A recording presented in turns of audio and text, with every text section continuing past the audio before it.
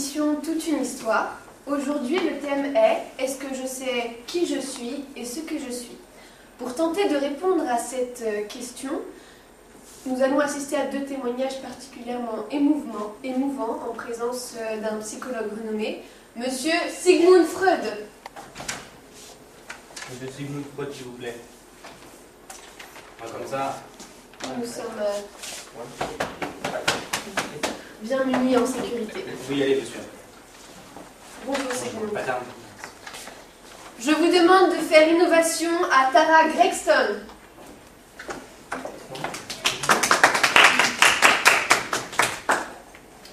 Bonjour Tara. Monsieur Descartes. Descartes.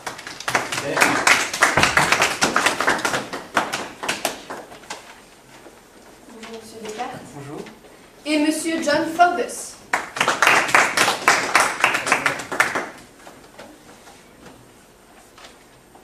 Bonjour Max, tout est ok? Tout est ok, madame. Bonjour Monsieur Bonjour. John. Donc, Monsieur Descartes, Oui.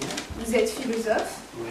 Exposez-nous un petit peu vos théories sur est-ce que je sais qui je suis et ce que je suis. Il me semble que vous êtes assez tranché sur la question. Oui, je pense que nous savons ce que nous vivons, ce que nous pensons. Nous nous auto-pensons, nous nous auto-vivons. J'ai une seule certitude en tant que philosophe, c'est puisque je pense, j'existe. D'accord. Et vous nous avez parlé d'une théorie, le cogito, il me semble. Oui, il s'agit en fait d'un doute que j'ai exprimé en 4 étapes et qui m'a permis d'avoir cette certitude qui est que puisque je pense, j'existe. D'accord. Donc, vous avez quand même une opinion déterminée et nous allons assister à deux témoignages de personnes tout à fait extraordinaires qui vont peut-être vous faire changer d'avis. Tara, donc vous avez 37 ans, vous êtes décoratrice d'intérieur et maman de 2 ados. Une vie tout à fait ordinaire, mais vous souffrez de TDI. Oui. Expliquez-nous un petit peu. Effectivement, je souffre d'un TDI, donc un trouble dissociatif de l'identité. C'est-à-dire que j'ai plusieurs personnalités ou des alter ego si vous préférez. Avant, je prenais un traitement pour cette maladie, mais comme le traitement m'endormait et je ne faisais rien de la journée, avec mon mari, Max, j'ai décidé d'arrêter ce traitement. Sauf que depuis que j'ai arrêté ce traitement, tous mes alter ego ressurgissent. Donc, si je peux vous en citer quelques-uns, par exemple, il y a Buck, un vétéran de la guerre du Vietnam, un peu alcoolique sur les bords. Un vétéran. Oui, enfin, il se croit vétéran. Et Ti, une jeune adolescente délurée. Donc vraiment les opposés. Et encore pour un autre opposé, c'est Alice, une mère parfaite des années 50. D'accord, donc des alter ego tout à fait différents, comme nous pouvons le voir sur ce diaporama. Oui. Mais vous nous avez parlé aussi d'un système de filmage caméra. Oui, depuis quelque temps, j'ai décidé de me filmer lorsque je suis moi-même, si on peut dire. Parce que lorsque je fais une crise, lorsque j'ai un stress dans la vie de tous les jours, je peux faire une crise et dès que je me réveille, je ne me souviens plus de ce que j'ai fait. Quand je reprends, non. Donc du coup, le fait de me filmer me permet de voir ce que je fais pendant que je suis plus moi-même. D'accord. Et votre famille vous rapporte aussi, je pense, Oui. quelques événements passés? Oui. D'accord. Et ce sont des petits stress ou des grands stress qui génèrent vos alter ego? Plutôt petit stress. Ça dépend de mon humeur, de ma fatigue. D'accord. Le stress. Et le stress que justement, en parlant de vos alter ego, il me semble que vous nous avez confié tout à l'heure une petite histoire avec des graffitis. Oui, effectivement. Étant décoratrice d'intérieur, ma sœur m'a trouvé une cliente, sa patronne, qui m'a missionné de refaire toute sa maison. Et étant peintre, j'ai dessiné peint une fresque dans son salon qui représentait une montagne, il me semble. Et un matin, lorsque je suis arrivée chez elle, un graffiti insultant était écrit sur la fresque. La fresque était détruite et ma patronne a cru que... Tara? Salut! Merci Tara ou Buck d'avoir témoigné. Là, je ne sais plus. C'est assez troublant en direct. Monsieur Freud, donc, que pouvez-vous dire sur la conscience?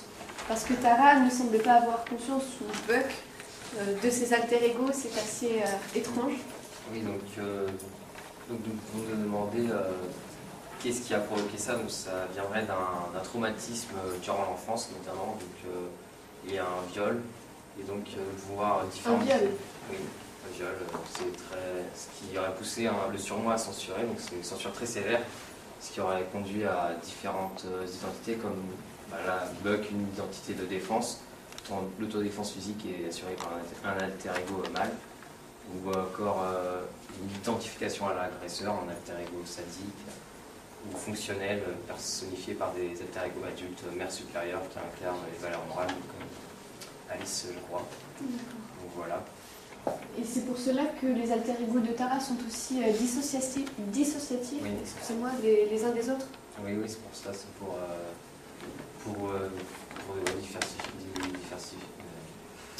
diversifier ses personnalités. D'accord.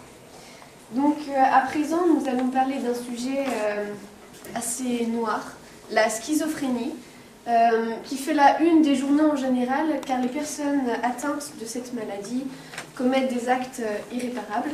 Nous allons parler maintenant avec Monsieur John Forbes. John, donc vous êtes un scientifique renommé, et parlez-nous un petit peu de votre histoire jusqu'en 1958. Voilà, donc bonjour Sophie. Donc je m'appelle John Forbes Nash, je suis né le 13 juin 1928, donc aux États-Unis. Je suis économiste et mathématicien. Mon père était ingénieur, ma mère était enseignante. Pour vous dire un petit peu, j'ai reçu le prix Nobel d'économie partagé avec 2 de mes confrères. Pendant mon enfance, j'ai toujours voulu ressembler à mon père qui était ingénieur. Et puis je me suis découvert une passion de mathématicien pendant les études. Dans ma chambre, je faisais beaucoup de découvertes scientifiques. De plus, j'ai découvert la théorie des nombres, de la relativité et la mécanique quantique. Donc un contexte familial assez voilà, mathématique. Voilà, scientifique. On a mis beaucoup sur la science. Pendant mes études, voilà, j'ai fait plusieurs découvertes. Pas mal la présentatrice. Il me semble que Buck est revenu parmi nous. C'est Buck? Oui, moi c'est Buck. Bonjour Buck. Bonjour. Excusez-moi John. Continuez. Donc voilà, et comme j'ai dit, j'ai découvert la maladie avec les symptômes en 1958. 1958, donc la date clé de la découverte de votre maladie, d'accord. Donc un film a été fait sur votre vie. Voilà. L'acteur qui interprète votre rôle est Russell Crowe tout de même. Ouais. Donc ce film qui retrace toute votre vie, le trouvez-vous fidèle? Bah oui, je pense qu'il représente bien ma vie. N'oubliez aucun détail? Non, je pense pas. Je pense que l'acteur a bien joué son rôle. Tout bien. Et vous dites aussi que vous prenez des médicaments. Est-ce que cela vous aide, ce traitement? Oui, bien sûr. J'ai quelques crises quand même qui surviennent malgré ça. Mais oui, je prends des médicaments, par exemple des neuroleptiques. Donc je prends Piportil, je ne sais pas si vous connaissez. Des antipsychotiques, ou alors dans les cas plus graves, et ça a été mon cas, j'ai fait de la sismothérapie. Oui, parce que vous étiez quand même à un degré de schizophrénie assez important. Je crois que...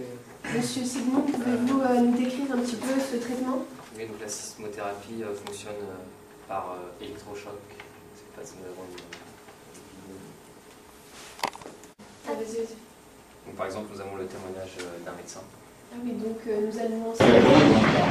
Hélène a 42 ans. Elle est dépressive depuis 2 ans et elle vient 3 fois par semaine pour ses séances de sismothérapie. J'ai été traitée quand j'étais à mon domicile par des antidépresseurs. Et le traitement étant insuffisant, maintenant le traitement est la sismothérapie. Donc j'ai 10 séances de sismothérapie. Aujourd'hui, c'est la 9e séance. Comment vous vous sentez après les séances de sismothérapie? Je plane. comme si je me réveillais d'un long sommeil. Les indications privilégiées de l'électroconvulsothérapie sont les syndromes dépressifs majeurs sévères avec caractéristiques délirantes ou risque vital, par exemple risque suicidaire, en première intention.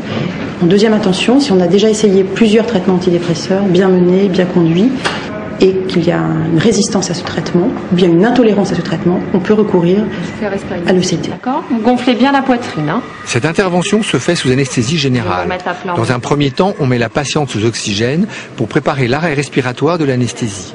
On injecte ensuite du curare pour bloquer tous les muscles de la malade et lui éviter de trop grandes convulsions lors de l'électrochoc. Cette décharge électrique va induire une crise d'épilepsie généralisée. On constatera donc sur le plan clinique des tremblements, des contractions des extrémités, des bras et des jambes, très légers. Et on verra également l'électroencéphalogramme qui est enregistré pendant cette crise d'épilepsie et qui dure à peu près 20 à 30 secondes. C'est bon pour moi.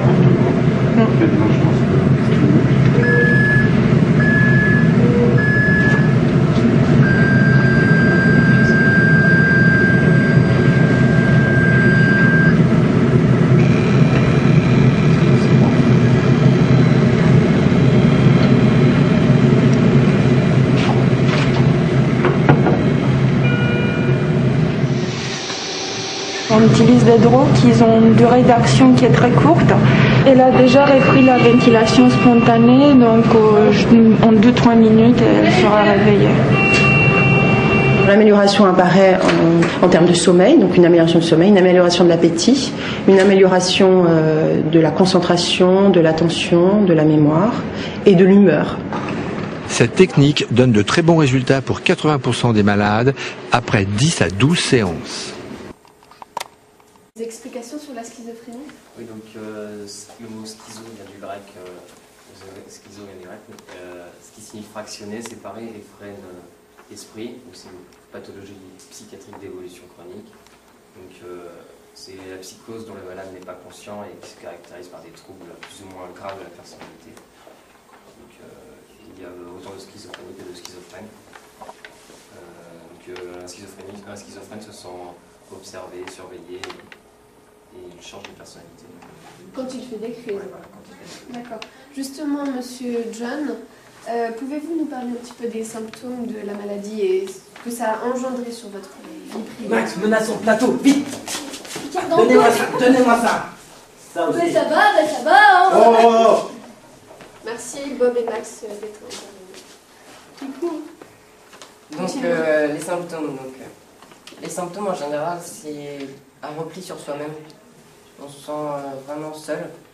On a une négligence de soi et surtout on a une modification des perceptions des choses. Les perceptions visuelles. Voilà, ouais. Donc comme l'a dit Freud tout à l'heure, on a une double personnalité, donc on peut. Et moi, je peux vous parler de mes crises quand je fais une crise, je me transforme en esprit en fait. Vous avez conscience de vous transformer en esprit? Pas quand je fais ma crise, non, je n'ai pas conscience de ce que je fais. Par contre, quand j'arrête, je sais, je prends conscience de ce que j'ai fait et je me dis, voilà, je viens de faire. Vous avez un retour sur vos actions? Voilà. D'accord. Et pas sur le moment. Et ces crises surviennent en général à des moments bien précis, non? Non, ça peut survenir à tout moment. Ce n'est pas comme Tara ou Buck. Un stress ou... Ça peut venir d'un stress, mais c'est pas c'est assez aléatoire. nécessairement, voilà. John?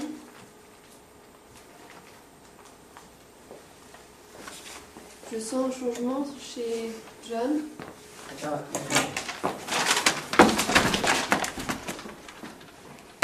Deux fois dans la même mission, un petit peu taré final. Oui, effectivement. Donc nous allons passer une page de publicité et nous allons aborder ensuite dans la deuxième partie de l'émission un débat tout à fait passionnant. Ne sommes-nous pas tous des taras en puissance en présence de philosophes tout à fait exceptionnels? In a world full of diktats and conventions, could there be another way?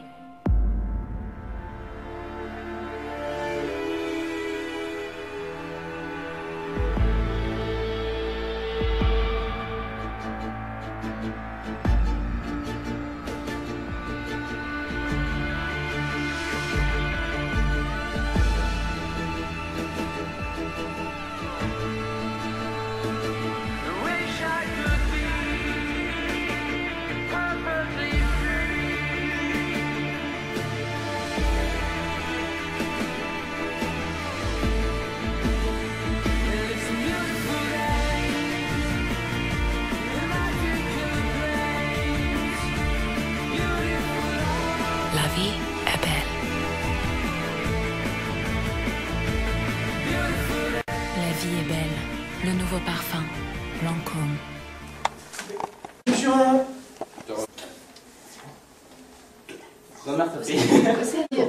Action. Après cette courte pause publicitaire, nous allons passer donc au débat. Ne sommes-nous pas tous des taras en puissance? Monsieur Descartes et Monsieur Freud sont déjà présents sur le plateau. Et j'aimerais que vous fassiez une innovation au philosophe renommé Monsieur Bergson.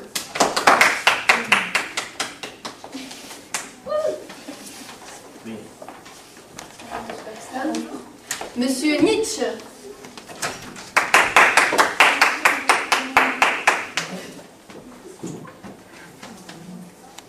Monsieur Nietzsche. Également Monsieur Sartre. C'est bon. Bonjour Monsieur Sartre. Bonjour. Et pour terminer Monsieur John Locke.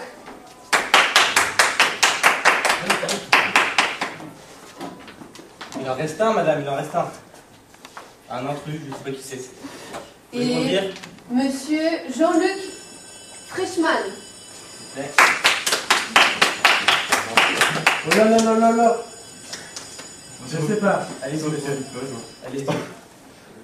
Bonjour Monsieur Frischmann. Bonjour.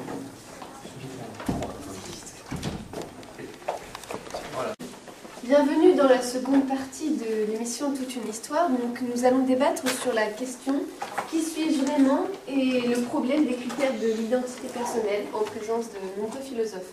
Donc Monsieur Descartes, exposez-nous un petit peu votre théorie. Donc je pense que... Attends, je n'ai pas suivi. Bienvenue dans la seconde partie du débat. Donc nous allons répondre à la question qui suis-je vraiment et le problème des critères de l'identité personnelle en présence de nombreux philosophes. Monsieur Descartes? Oui, donc moi, après avoir douté en 4 étapes, je suis parvenu à une seule certitude, c'est puisque je pense, j'existe. Donc j'existe en tant que pensée. Donc par le nom de pensée, je comprends tout ce qui est tellement en nous que nous en sommes immédiatement connaissants. Ainsi, toutes les opérations de la volonté, de l'entendement, de l'imagination et des sens, ce sont des pensées. D'accord, merci. Monsieur Bergson? Alors pour moi, il y a un décalage entre ce que je suis et ce que je parais être à travers mes actes et mes paroles. Pour moi, tous les hommes jouent des rôles en fonction des situations auxquelles nous sommes confrontés. C'est pourquoi je distingue deux moi. Le moi superficiel et faux. Excusez-moi, Tara? Non, moi c'est Alice. Alice. Donc si vous ne connaissez pas Alice, c'est un des alter ego de Tara. Donc la question se rapporte, ne sommes-nous pas tous des Taras en puissance? Continuez s'il vous plaît. Donc le premier moi, c'est le moi superficiel et faux, qui se montre aux autres comme un acteur devant son public. Il est dû au monde qui nous entoure, au cadre professionnel, scolaire, regard des autres, etc.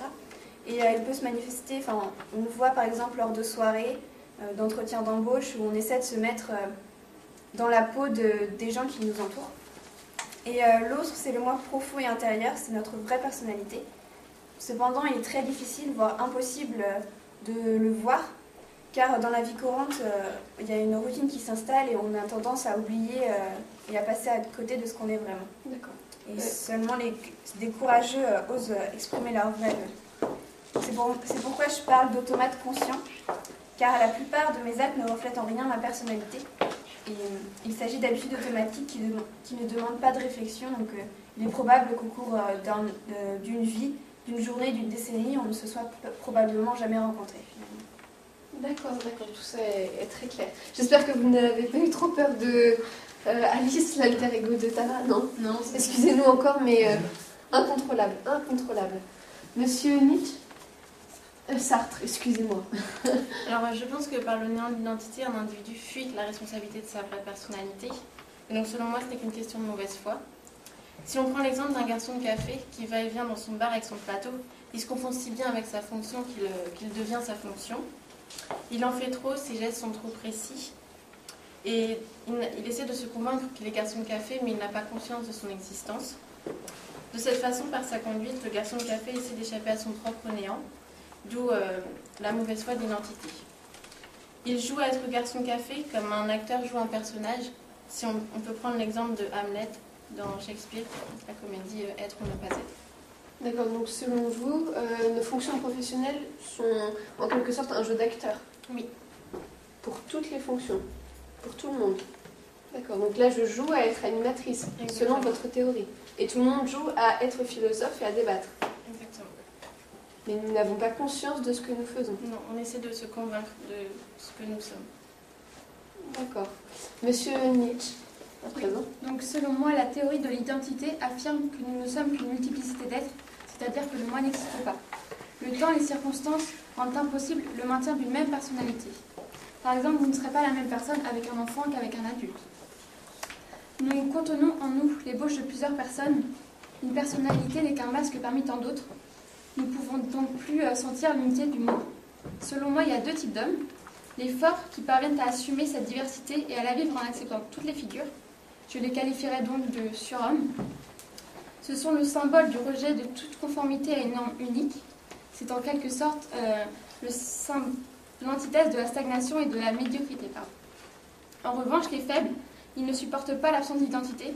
Ils ont besoin d'une identité pour vivre, se rassurer, se reconnaître. Ils se construisent ce moi à cause de la réalité sociale qui empêche l'expression de tous leurs personnages. Donc ce sont les facteurs de la société qui engendrent les personnages que nous allons jouer. Pour les faibles, exactement. D'accord. Monsieur John Locke. Pour moi, l'identité passe par la mémoire, c'est-à-dire le lien entre les moments passés et les moments présents. Il faut donc avoir conscience de la continuité de son existence pour avoir conscience de soi. Par exemple, je suis Locke et je sais que je suis Locke car je suis capable de me remémorer le film de ma vie sans coupure. Donc par exemple, je me souviens de ce que j'ai fait hier, la semaine dernière, il y a un mois. Donc pour faire simple, on est soi quand on se souvient d'une action passée. Un individu reste donc la même personne tant qu'il conserve la même conscience de lui-même dans le temps. Donc pour moi, la solution au problème de l'identité, c'est la mémoire. D'accord. Et pour les bébés? Parce qu'il me semble que les bébés ne peuvent pas se souvenir de leur action. Pouvez-vous dire face à cette situation? Les parents peuvent leur aider quand ils grandissent. Les parents peuvent leur aider à se construire. D'accord. Monsieur Jean-Luc Frischmann. Alors, scientifique. Oui, exactement. Alors, il n'y a pas de moi, personne n'a jamais été un moi ou n'a jamais eu de moi. Il n'y a rien qui lie l'individu au plus intime de lui-même. Le moi est une illusion pour la science, donc Hume avait raison.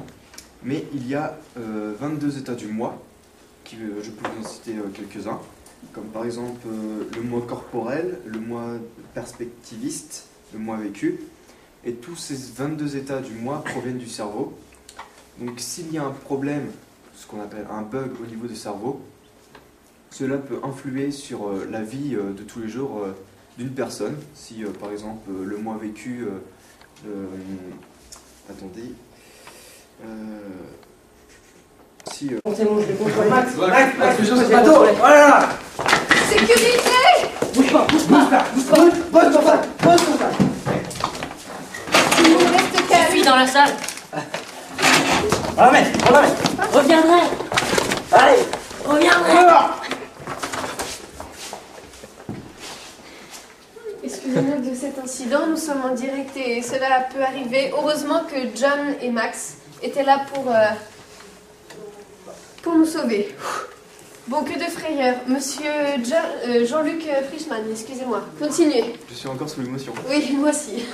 Alors je disais que le langue temporale et occipitale influent sur le moi vécu. Donc la personne n'aura plus conscience dans son passé des choses qui auraient pu lui arriver. D'accord. Donc si j'entends bien, un accident peut altérer le moi corporel. Exactement, un traumatisme crânien, un choc. Un choc, d'accord. Monsieur Sigmund Freud. Oui, donc je pense que personne n'a de changement de personnalité aussi fort que M. Nash, comme nous l'avons vu, ou Tsara, qui eux souffrent de psychose. Cependant, une personne normale a développé un moi superficiel qui fait face à la civilisation et aux interdits de la société pour intérioriser ses pulsions et donc ne pas... Et donc le véritable moi intérieur ne se révèle pas à la société. D'accord, mais merci Monsieur Freud. Donc,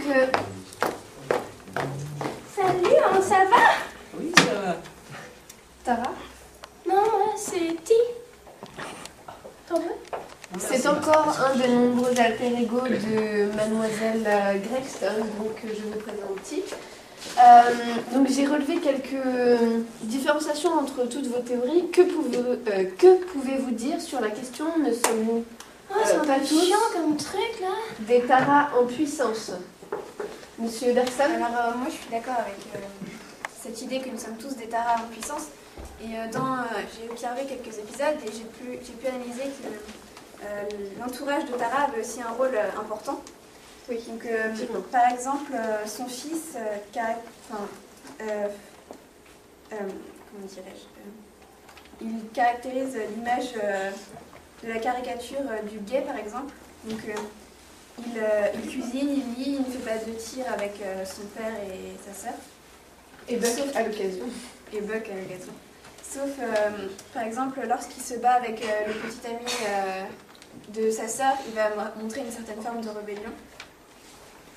Et par exemple, la sœur de Tara aussi, elle sort de son rôle de stéréotype de sœur en draguant le mari de Tara. Monsieur Bergson, excusez-moi, pouvez-vous sortir? De quoi sortir? Si, s'il vous plaît. Sortir? Tu m'as demandé de sortir. Max! Max! Je vais sortir là. Ah, mais c'est une fête charmante. Ouais. On va régler ça dehors. Je vais me la faire. Je vais me la faire. Ne tenez pas comme des propos de Max, il est quelquefois un petit peu dérangé, oui. Il a le sang chaud, si je puis dire. Et pas que ça. Bob! Monsieur Bergson? Et on peut remarquer aussi, par exemple, dans la série que le mari, lui, reste fidèle à sa vraie personnalité et, par exemple, ne se laisse pas avoir par la tentation quand Tara devient fée. Oui, d'accord. Donc, il fait partie des courageux qui osent être vraiment eux. Mais... Monsieur John? Mais... allons-nous pouvoir débattre? Monsieur John... Max! Max! Je suis rentré dans la salle des combines. J'essaie de m'en sortir, en vain. Je m'excuse auprès de l'auditoire, mais ce débat est assez perturbé. Encore toutes mes excuses. Monsieur Bergson, continue. Ne soyez pas troublé. Non, j'ai fini pour l'épisode de Tara, donc je trouve que c'est vrai dans la théorie que nous sommes tous des taras en puissance. D'accord. Monsieur Sartre. Alors moi je suis d'accord avec M. Bergson, nous sommes tous des taras en puissance, sauf que ce sont des rôles joués, mais bien joués. On essaie de se convaincre de son rôle puisqu'on n'a pas conscience de soi. Oui. Les autres aussi attendent de nous un rôle bien joué. Si on prend l'exemple du garçon de café, les clients attendent de lui un certain sérieux et une tâche bien réalisée. Donc ce sont les autres aussi qui nous définissent par leur regard. D'accord. Monsieur Nietzsche. Donc pour moi, être comparé à Tara est une bonne chose. J'irais même jusqu'à dire que nous pourrions la prendre comme modèle. Tara, c'est entre guillemets l'incarnation d'une personne forte. Donc si vous ressemblez en quelque sorte à Tara, vous pouvez vous considérer comme une personne forte. En revanche, si vous ne vous sentez pas comme elle, vous êtes faible. D'accord. Donc Tara est un modèle. En quelque sorte. D'accord. Monsieur John Locke, êtes-vous d'accord? Non, mais je ne suis pas d'accord avec les opinions précédentes. Je pense que Tara resterait Tara si elle se souvenait ce qu'elle fait quand elle n'est plus Tara. Donc pour que Tara retrouve entièrement son identité, elle doit retrouver la mémoire de son passé, car elle a connu un traumatisme. Oui, comme nous l'a montré monsieur Freud. Et Tara n'étant pas capable de cela, on dit qu'elle a des troubles de l'identité. D'accord. Monsieur John Friedman, je crois que vous êtes d'accord avec monsieur John Locke? Exactement, puisque tout cela provient des 22 états du moi. Tara Les 22, oui. Oui, c'est ça. Tara a dû subir dans son